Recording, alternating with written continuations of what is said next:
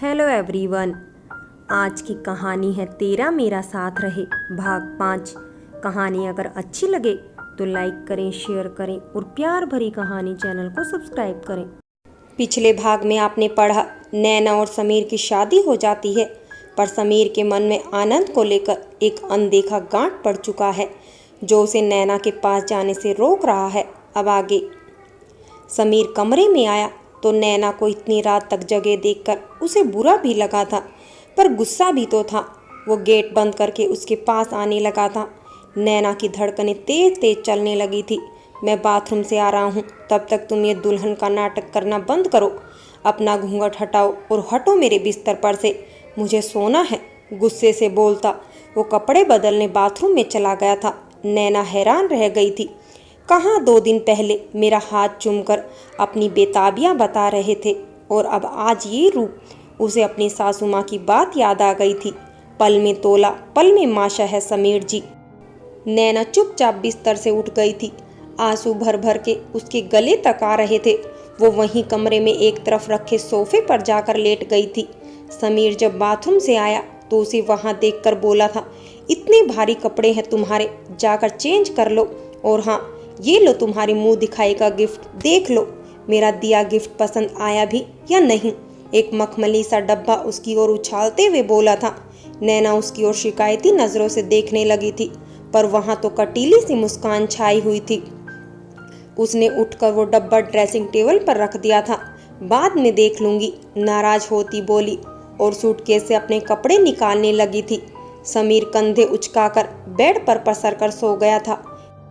नैना bathroom गई तो इतने देर से उसका खुद पर रखा सब्र का सारा बांध टूट गया था। वो बिलक बिलक कर रोने लगी थी।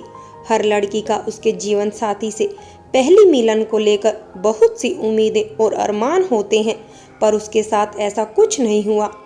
उसके सारे अरमान, सारी खुशियां समीर ने तोड़ कर रख दिए थे। ऐसा क्या कर दिया मैंने जो ये ऐसा बर्ताव कर रहे हैं मेरे साथ?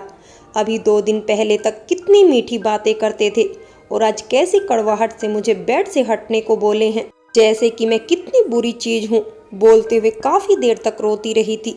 रोने से उसका मन हल्का हो गया था। वो अपने सारे भारी गहने जेवर उतारकर पतली शिफॉन की साड़ी पहनकर बाहर आ गई थी, पर तब तक समीर गहरी नींद में सो चुका था। वो मायूस होकर सोफे पर लेट गई। वहीं से वो समीर के सुंदर मुखड़े को गौर से देखकर सोचने लगी थी, आपने बिना मेरी गलती बताए मुझे सजा दी है समीर जी। आपके मन में क्या है मैं नहीं जानती, पर आप अगर ये सोच रहे हैं कि मैं आपकी ऐसी हरकतों से टूट जाऊंगी तो ऐसा नहीं होगा। अब आप मेरे पति हैं, आपकी हर मर्जी मुझे मंजूर है। दुख से उसने उसकी सूरत आंखों में समाकर अपनी आंखें बंद कर ली थी। सुबह उठकर नैना नहा धोकर तैयार हुई थी। समीर अभी भी सोया हुआ था। नैना धीरे से अपना दरवाजा खोलकर बाहर निकल गई थी। बगीचे में तीनों नंदे, नंदोई और उनके बच्चों के साथ उसके सास ससुर भी बातचीत कर रहे थे। घर के सारे मेहमान सुबह से ही अपने घर के लिए निकल पड़े थे। अब मात्र वो सभी यहाँ थे।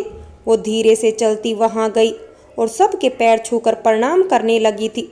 जुग जुग जियो मेरी बहू, आ मेरे पास आकर बैठ। तू इतनी जल्दी क्यों उठ गई? रमा जी आशीर्वाद देती खुशी से बोली थी। माँ जी, मुझे सवेरे उठने की आदत है, इसलिए नींद खुल गई।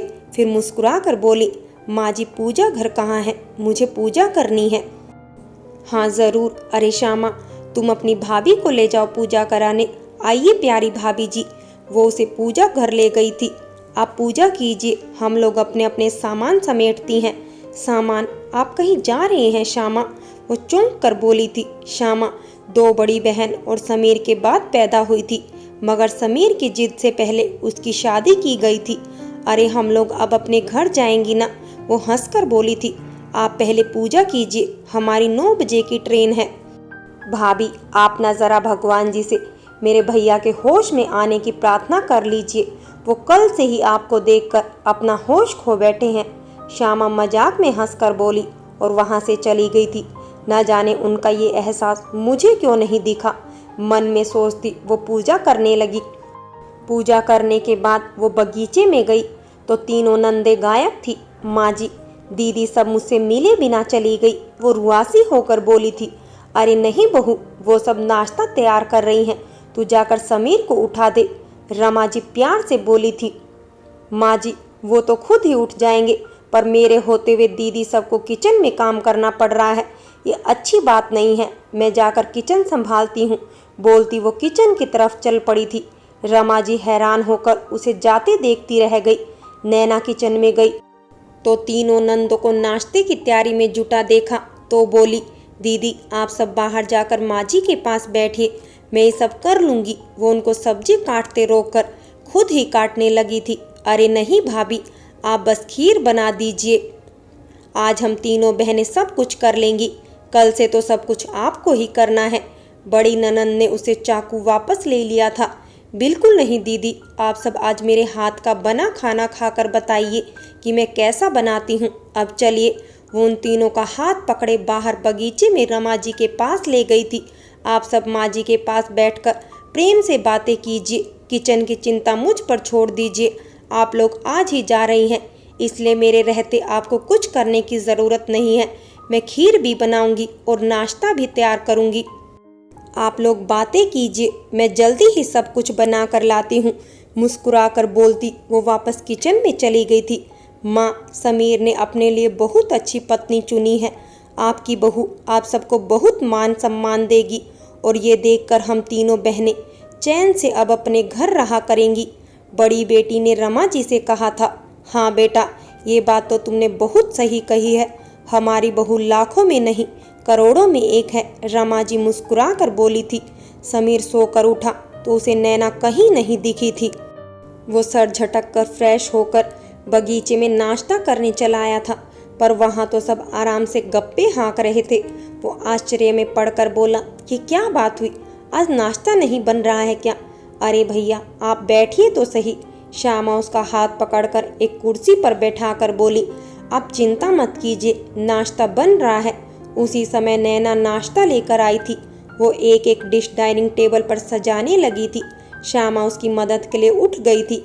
आलू के पराठे, सब्जी, रोटी, आमलेट, भुजिया, अचार, खीर, सेवैयाँ, साथ में केतली में चाय। आपने इतनी सी देर में इतनी सारी चीजें बना ली। मंझली ननंद का मुंह खुला का खुला रह गया था। वो मुस्कुराकर सबको परोसने लगी थी।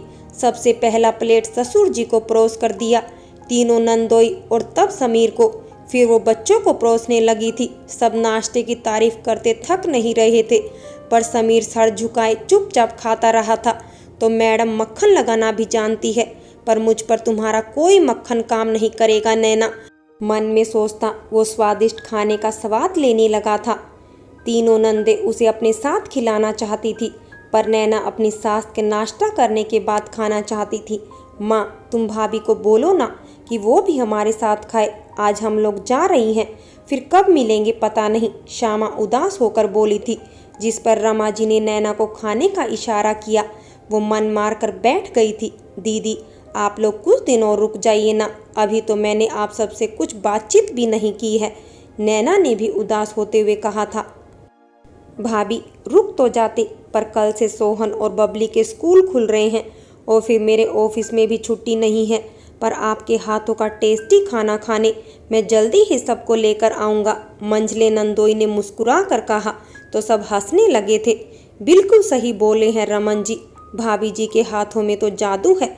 मैं तो बहुत दिनों बाद इतना टेस्टी खाना खा रहा हूँ, लगता है अब तो हमें ससुराल बार बार भाभी के पास आना पड़ेगा। बड़े नंदोई भी हंसकर बोले थे। हाँ भाई साहब, आप सच कह रहे हैं, हमारे साले साहब की तो लॉटरी लग गई है। इतनी सुंदर पत्नी के साथ साथ इतना स्वादिष्ट खाना पकाने वाली मिल गई है। छोटे वाले नंदोई ने समीर को आंख मारते हुए कहा था। समीर की नज़र नैना पर चली गई थी। वो होले से मुस्कुराती हुई खा रही थी।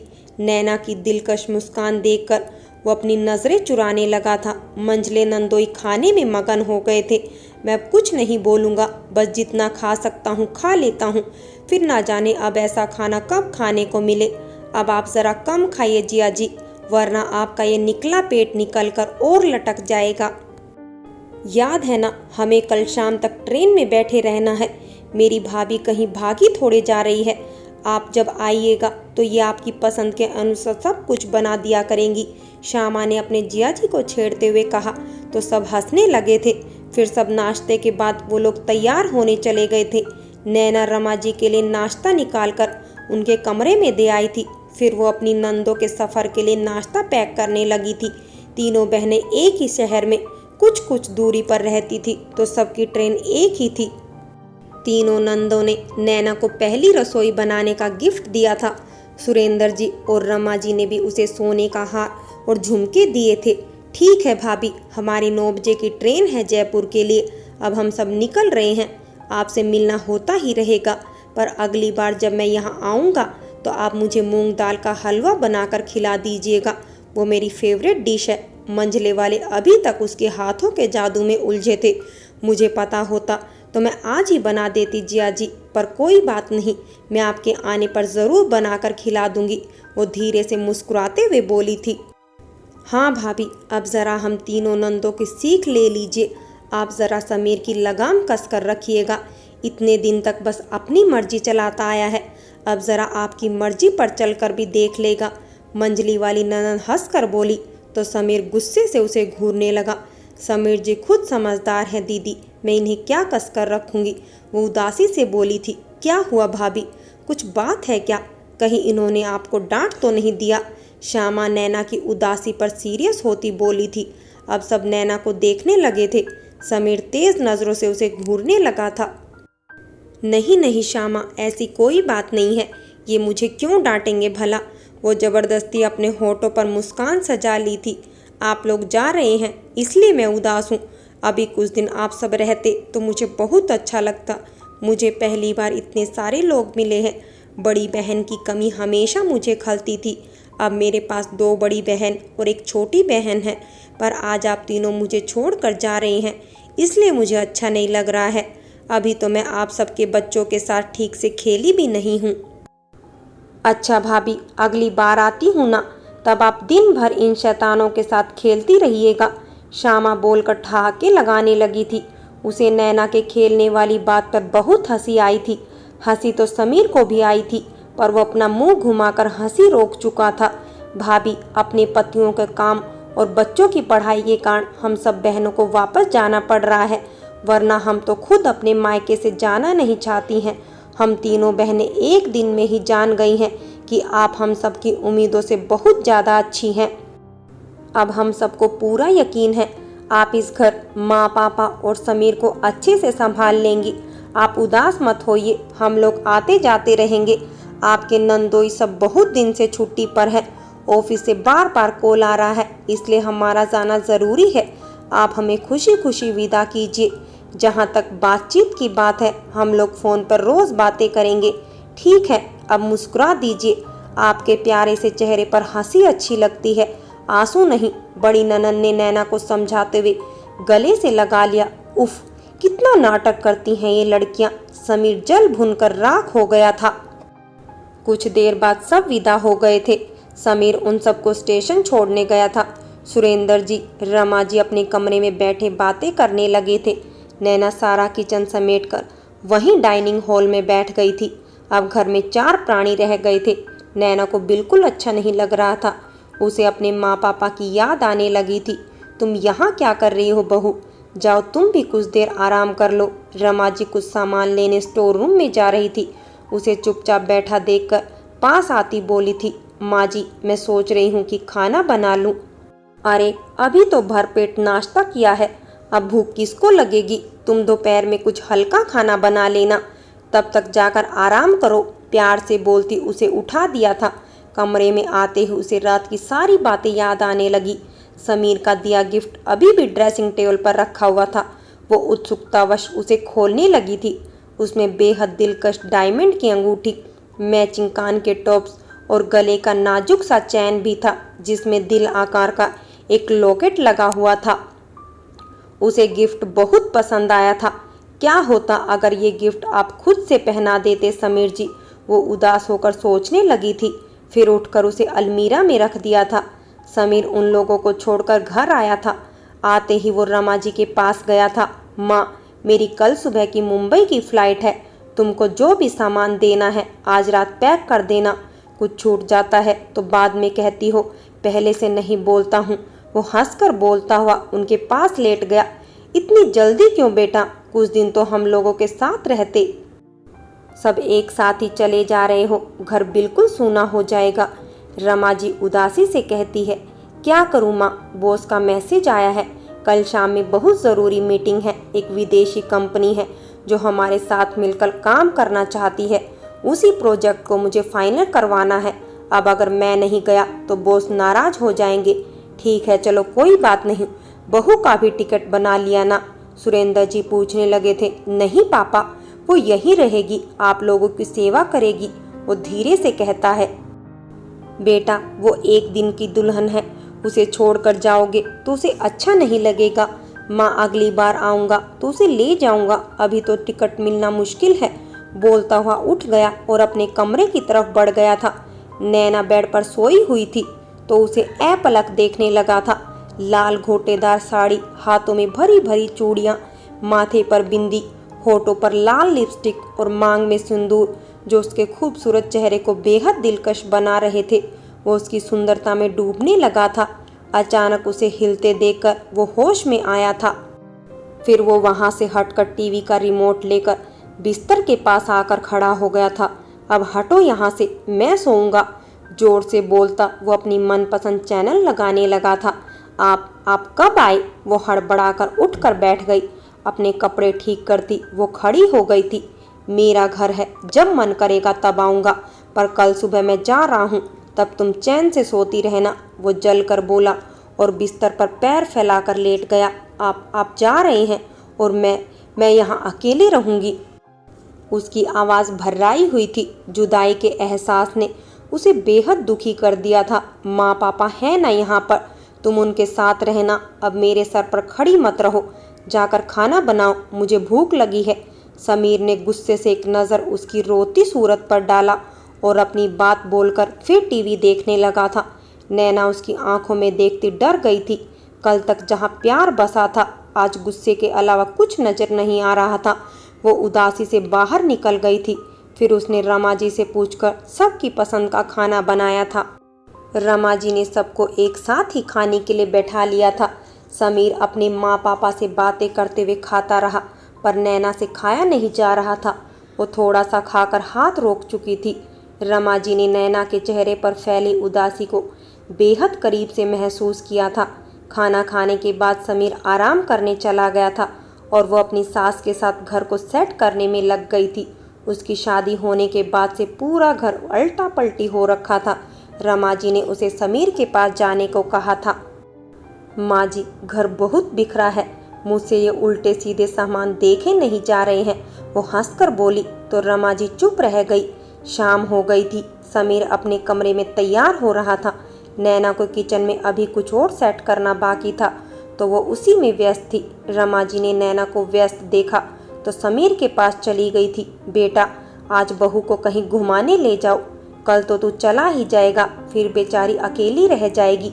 नहीं माँ, आज मेरी दोस्तों के साथ पार्टी है, उसे फिर कभी घुमा दूंगा, बेरुखी से बोलता वो बालों को सेट करने लगा था। उसी समय नैना चाय के लिए समीर को पूछने कमरे में आ रही थी। उन दोनों की बातें सुनकर बाहर ही रुक गई थी। क्या हो गया है तुझे समीर? पहले तो अपनी पसंद से लड़की ढूंढी, फिर शादी के लिए परेशान कर दिया, अब जब शादी हो गई है तो उसके साथ तू ऐसे पेश आ रहा है जैसे वो बिल्कुल अनजान हो तेरे लिए। तुझसे कहा था मैंने कि वो बहुत शांत और सीधे स्वभाव की लड़की है, तुझे पसंद नहीं आएगी, पर तुझे तो उससे पहली नज़र में ही प्यार हो गया था। तो क्या तुम्हारा पहली नज़र का प्यार मात्र इतने दिन का ही था? इतनी जल्दी सारा प्यार खत्म हो गया? मैं कल से देख रही हूँ वो बच्ची कितनी उदास है, कितनी बार पूछ चुकी हूँ क्या हुआ, पर कुछ नहीं बताती है। मुझे उसके चेहरे पर नई शादी वाली कोई खुशी नहीं नज़र आ रही है। क्या कहा है तुमने उससे? वो नाराज़गी से बोली थी। माँ, ऐसा कुछ नहीं है, तुम जैसा सोच रही हो या जो तुम्हें दिख रहा है सब तुम्हारी नज़रों का धोखा है। हाँ माँ, तुम्हारी बहू इतनी भी सीधी सादी नहीं है जैसा तुमको दिख रही है। मैं निकलता हूँ, मुझे देर हो रही है। बोलता हुआ वो अपनी गाड़ी की चाबी उठाता हुआ बाहर निकल गया था। नैना जल्दी से किचन में भाग गई थी।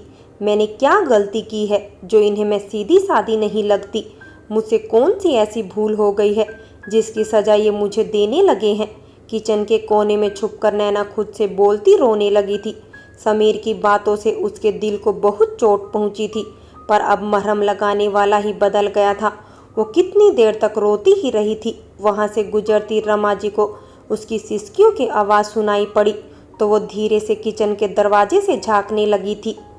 नैना को इस तरह बिलखते देखकर वो कांप उठी थी। 2 दिन की दुल्हन फूट फूट कर रो रही है। उन्हें अपने बेटे पर बेहद गुस्सा आने लगा था। वो वहां से पलटकर अपने कमरे में चली गई थी। फ्रेंड्स, कहानी अगर अच्छी लगी हो तो लाइक करें, शेयर करें और प्यार भरी कहानी चैनल को सब्सक्राइब करें।